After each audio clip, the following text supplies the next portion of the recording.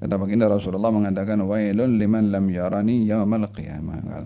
Celaka yang tak tengok aku punya muka ni nanti. Celaka orang yang tak tengok aku punya muka di hari kiamat. Orang kalau tengok wajah Nabi terus tunduk ke bawah macam tu.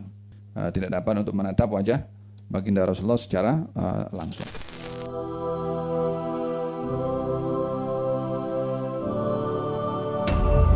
Baginda Rasulullah SAW wajahnya itu indah dan terindah.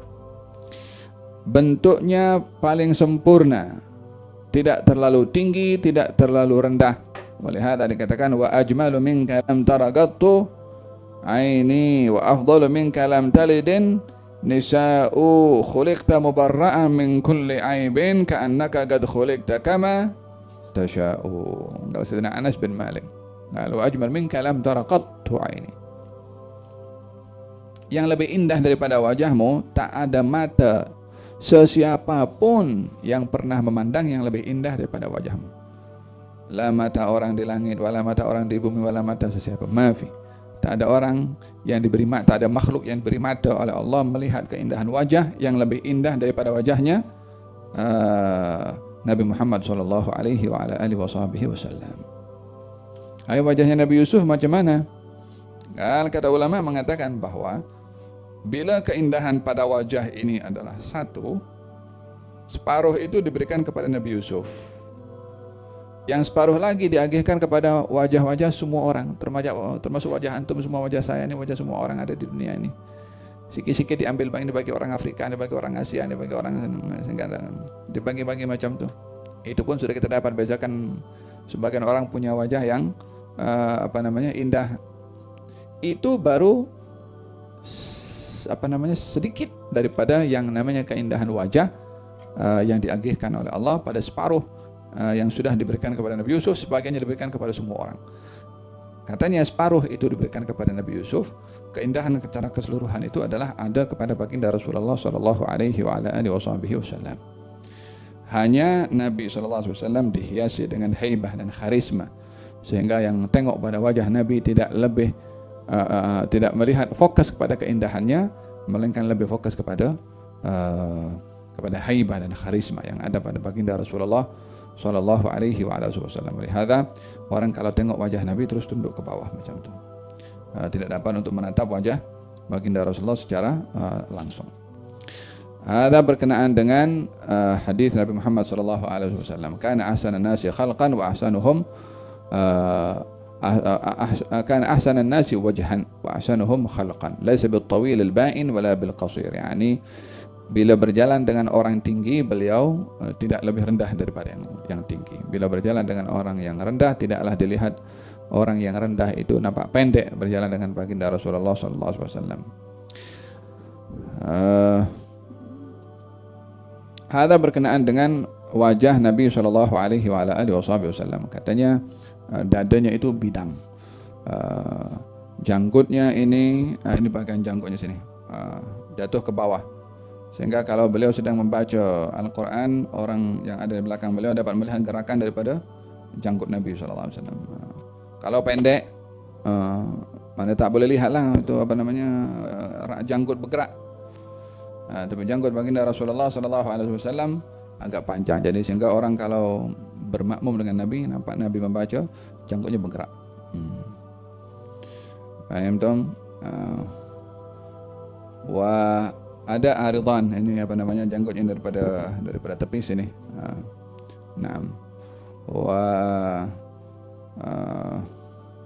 Ada perbezaan tentang al-hajiban bulu kening Nabi sallallahu alaihi wasallam. Adakah terpisah atau ia bersambung?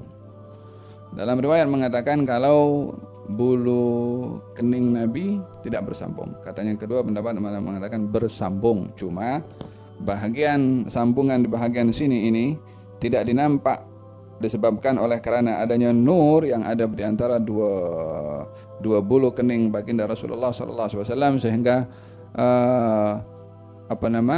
cahaya yang ada pada wajahnya menutupi warna rambut pada bulu kening baginda Rasulullah sallallahu alaihi wasallam. Faham dong? Janggutnya tidak sampai, bahkan sini tidak sampai menutupi kepada pipinya, tidak nampak sini bersih. Jadi janggutnya macam rapi. Bagian pipinya itu tidak berbulu seperti kebiasaan orang kalau janggutnya kadang melebar sampai ke pipi. Baginda Rasulullah SAW tidak demikian. Wa kana ahsanal bashari qadaman wa kana ahsanan nasi khuluqa. Yani baginda Rasulullah SAW sebaik-baik manusia dalam akhlaknya, dan sebaik-baik manusia daripada sesiapapun sebelum baginda Rasulullah SAW. Lebih indah daripada Nabi Yusuf, lebih indah daripada Nabi Ibrahim, lebih indah daripada sesiapapun sallallahu alaihi wa ala alihi wasallam. Kalau Siti Aisyah, satu hari beliau menjahit pakaian di rumahnya, lalu kemudian jarum itu terjatuh. Kemudian dia agak gelap di rumahnya karena lampunya padam, dan dia meraba mencari jarum yang jatuh, sehinggalah baginda Rasulullah SAW yang datang masuk ke rumahnya dan nampak bercahaya rumah itu, sehingga diambillah jarum itu oleh Sayyidah Aisyah dan mengatakan, ma adwa wajhaka ya Rasulullah, ya Rasulullah, alangkah bercahaya dan indahnya wajahmu itu. Menggambarkan tentang keindahan wajah Nabi SAW. Kata baginda Rasulullah mengatakan, wailun liman lam yarani yaumal qiyamah. Celaka yang tak tengok aku punya muka ni nanti. Celaka orang yang tak tengok aku punya muka di hari kiamat. Kalau siapa orang yang tak tengok muka engkau wajahmu Rasulullah? Qala man dzukirtu indahu falam yusalli alayya. Orang yang kalau sebut nama aku tidak bersalawat kepada aku. Ya kan dia semua di hari kiamat nanti semua orang itu akan mencari Nabi sallallahu alaihi wasallam. Faham dong? Jangan sampai kita tak jumpa dengan beliau di sana. Mau kemana kalau kita tidak dapat jumpa dengan beliau di sana? Tapi untuk jumpa beliau di sana, syaratnya di sini.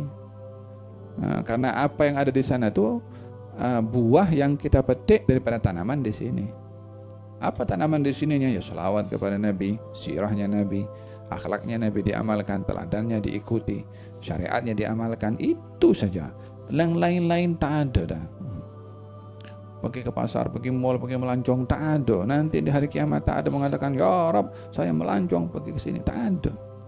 Nanti tanya berapa banyak kau punya salawat, berapa banyak kau punya zikir, berapa banyak kau punya peneladanan kepada Nabi yang kutus kepada engkau.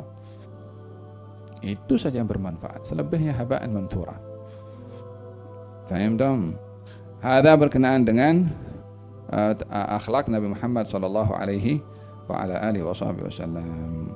Oleh hadza qal fil hadis dinyatakan, saya tengok wajah Nabi di malam bulan purnama. Kemudian saya tengok wajah Nabi, saya tengok bulan purnama. Tengok wajah Nabi, tengok bulan purnama. Kalau sesungguhnya wajah Nabi itu lebih indah daripada bulan purnama. Bulan, bila sudah bulan purnama itu bulan. Baginda Rasulullah wajahnya bukan bulan. Lalu kenapa diberikan perumpamaan dengan bulan purnama kalau wajahnya tidak bulan? Sebabnya adalah bulan purnama itu bila digunakan oleh orang Arab dalam perumpamaan bukan merujuk kepada bentuknya bulan, tapi lebih kepada indahnya bulan. Kalau kita tengah malam-malam kan, di kawasan-kawasan yang gelap tertentu, kemudian bulan purnama jelas, bulan itu ada kita, ya salam Allah. So kita tengok itu lebih kepada keindahan, tidak tengok bulatnya bulan itu. Bulan pun memang bulat dah, tapi kalau melihat tengah purnama itu kita lebih melihat kepada keindahan. Melihat dan dikatakan anta syamsun anta badrun. Anta syamsun anta badrun. Kenapa dikatakan syamsun atau badrun? Engkau adalah matahari, engkau adalah bulan. Kenapa Nabi dikatakan matahari? Bukan pada cahayanya, kalau cahaya matahari, kalau bukan kepada bukan kepada silaunya, tapi lebih kepada cahayanya. Kalau kepada bulan, lebih kepada indahnya. Karena matahari itu punya lebih dilihat cahayanya, maka Nabi bila diberi perumpamaan beliau itu umpama matahari, maksudnya wajahnya bercahaya.